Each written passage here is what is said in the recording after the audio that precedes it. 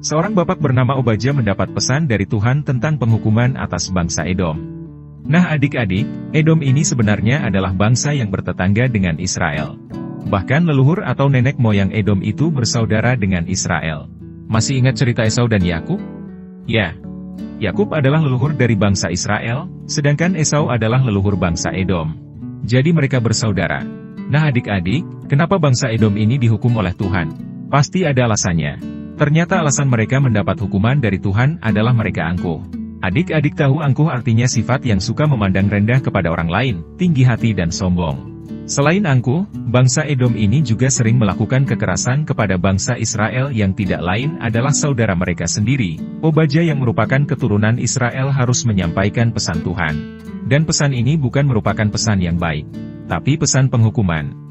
Ini merupakan hal yang berat untuk dilakukan, tapi karena ini adalah firman Tuhan, maka Obadja tetap melakukan apa yang diperintahkan oleh Tuhan. Dengan penyampaian pesan Tuhan mengenai hukuman yang disampaikan Tuhan lewat Obadja, maka itu sebagai tanda peringatan supaya bangsa Edom harus bertobat dan berubah.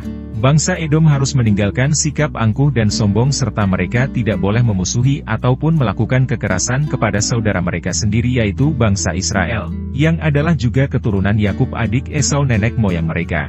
Dengan penghukuman yang diberikan, Tuhan ingin supaya sebagai sesama saudara antara keturunan Esau dan keturunan Yakub tetap hidup rukun. Sebab jika tidak, maka sikap dan perilaku mereka yang tidak terpuji kepada saudara mereka akan kembali menimpa kaum mereka sendiri.